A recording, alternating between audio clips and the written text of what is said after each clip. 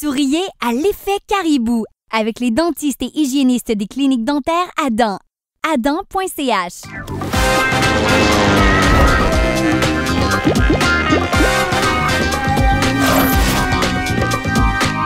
Bonjour et bienvenue dans l'effet caribou. Aujourd'hui, c'est Bernard Pichon qui se fera piéger par l'effet caribou, animateur de radio puis de TV, de Salut les petits loups en passant par la ligne de cœur ou des divertissements pour enfants. Il a animé des dizaines d'émissions. Depuis 10 ans, il est l'un des seuls journalistes blog-trotteurs de Suisse et a tout récemment écrit un livre sur le dodo. Qui a tué le dodo? Mais on s'en fout de savoir qui a tué le dodo. Eh ben ça, tu lui diras en face. Qu'est-ce que je vais faire?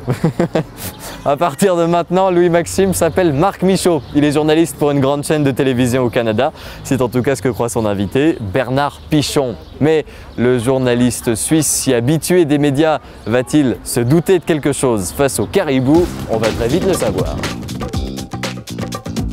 Bernard Pichon. Bernard. Pardon. Commence mal. Quel est votre prénom? Désolé, alors, monsieur Michaud. Ah, Michaud. Non, mais votre prénom? Marc Michaud. Marc, d'accord. Je confonds souvent en fait avec Bertrand Picard. Ah, vous savez, le pilote d'avion solaire. Il y a de pires comparaisons. Mais juste avant d'aller plus loin, je vous propose qu'on déguste ensemble un produit typiquement québécois. Peut-être que vous y avez goûté quand vous étiez à Montréal. Un produit qui vient des îles de la Madeleine. Alors, du jus de sirop d'érable. Ah. Préparation du jus de sirop d'érable pour notre invité Bernard Pichon. Alors, un peu de jus de tomate. Évidemment, on sait que M. Pichon a voyagé beaucoup. De l'huile d'olive. Peut-être que ça va lui permettre de découvrir de nouvelles saveurs aujourd'hui. Un peu de sirop, dans du jus de tomate. Et finalement, du jus de sirop d'érable égale du sirop d'érable. Alors, une goutte pour M. Pichon. Et on goûte. C'est l'huile d'olive qui fait le... Alors, à la santé voyage. Du Québec et de la Suisse de langue française. Il faut seulement, vous voyez, touiller un peu comme ça, comme vous dites ici. D'accord. J'espère que c'est pas une émission comme surprise et que ça va être un mélange de vinaigre. Non. Très bon. Ah ben oui. Surprenant. Très rafraîchissant. J'aimerais vous offrir quelque chose de suisse en échange. En dehors du vin blanc qui pousse sur nos vignobles et de quelques boissons lactées, puisqu'on a des vaches sur les montagnes, je n'aurais pas exactement l'équivalent. Passons maintenant à un sujet qui vous passionne, Bertrand Pichon. Bernard. Pardon. Alors Bernard Pichon, le thème qui vous passionne... Je suis désolé. Je vous en prie. On y va comme. Bernard Pichon, le thème qui vous passionne, le dodo. Ah.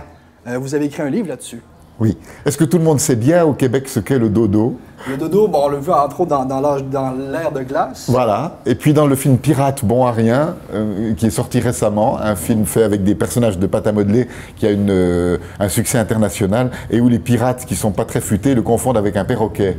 En réalité, le dodo est donc le représentant emblématique des races animales disparues, oui. Puisque c'est un oiseau un petit peu comme un dindon, pas très gracieux, et qui a été exterminé jusqu'au dernier spécimen sur l'île Maurice à la fin du XVIIe siècle.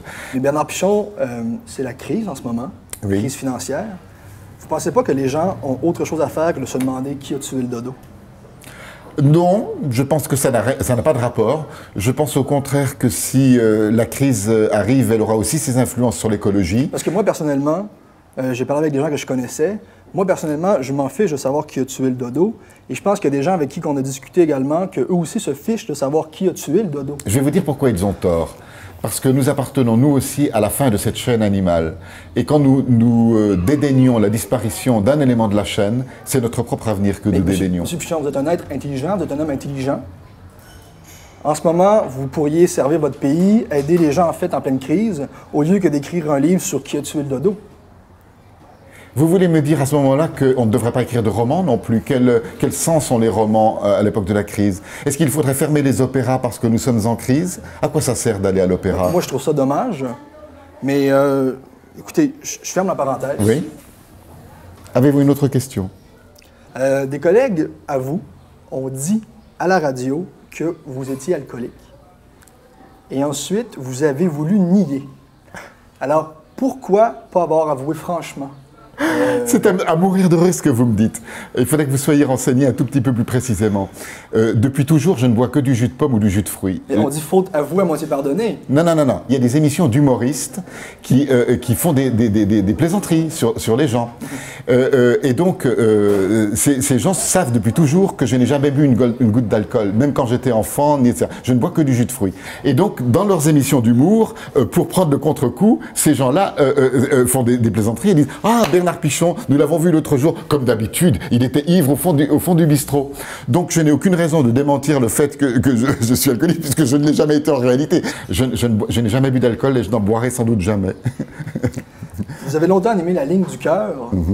C'est une émission d'écoute que, en fait, les auditeurs exposent leur joie, leur peine, leur souffrance, mais souvent leur peine, en fait. Vous étiez très près d'eux au téléphone. Avec toutes ces histoires difficiles-là que vous avez entendues, on peut comprendre aisément que vous avez eu besoin d'alcool. C'est pas un problème. Mais est-ce que vous êtes en train de me parler sérieusement ? Ou vous faites une émission de plaisanterie? Je viens de répondre à votre question en vous disant que je n'ai jamais de ma vie bu d'alcool. Je veux dire, vous... Non, mais c'est juste qu'il y a des gens qui regardent, qui ont peut-être des problèmes d'alcool, et ça leur ferait du bien de voir un homme, en fait, qui veut s'en sortir. Malheureusement, je ne peux pas leur être utile puisque je n'ai pas cette expérience. Si vous voulez vous mentir à vous-même, on le fait à la maison. Si vous dites la vérité, moi... On ferme la parenthèse, on passe à une vraie question. Alors, puisque nous avons le plaisir de vous avoir avec nous, Bernard Pichon, nous allons en profiter pour aborder un thème un peu moins gai. Il paraît que vous dites dans une entrevue très rarement « je t'aime ». Alors, je vous propose d'y remédier tout de suite. Je ne comprends pas votre question. Vous voulez que je prononce le mot « je t'aime » ? Dites-moi « je t'aime ». Mais je ne vais pas vous le dire parce que c'est quelque chose... « Je t'aime » est un mot qu'on ne peut pas utiliser n'importe comment, n'importe quand. Mon père m'a rarement dit qu'il m'aimait. Oui. Il m'a rarement dit qu'il m'aimait. Il ne faut pas juste me dire « je t'aime ». Non. Je peux pas vous le dire. Mes parents ne me l'ont pas dit beaucoup non plus, mais il ne me viendrait pas à l'idée de demander à quelqu'un de remplacer mon père et ma mère en me disant ce qu'ils ne m'ont pas dit.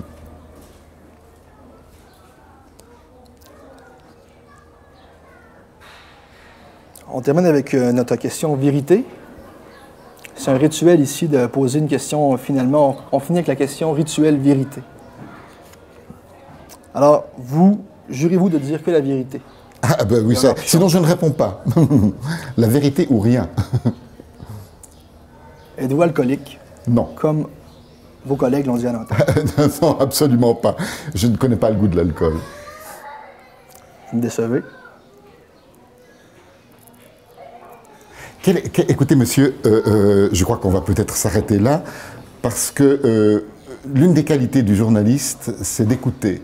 Dites la vérité. Non, non, c'est d'écouter. Vous n'écoutez pas ce que je vous réponds. J'attends. Dites la vérité. Je vous dis non. Personne dans cette chronique-là ne m'a jamais encore menti. Personne. Voilà. Alors, je ne vais pas commencer. Bon. OK. Alors, je trouve que votre comportement est vraiment déplacé. Je suis... En fait, bon, écoutez, j'aurais été encore plus déçu si c'était une vraie entrevue plutôt qu'une entrevue piégée. Monsieur Bernard Pichon. Vous êtes pas mal. Bon Bernard, comment vous vous êtes senti durant cette interview?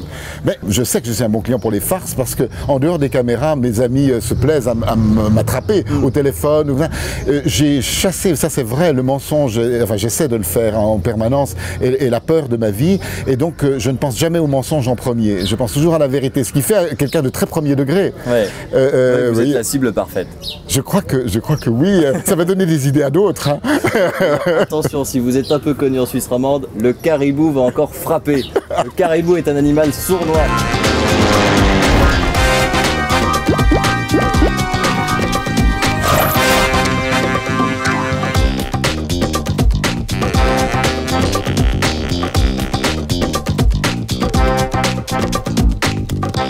Prolongez le plaisir de l'effet Caribou avec le bar Les Gosses du Québec, avenue de la Gare 22 à Lausanne, un bar pas comme les autres.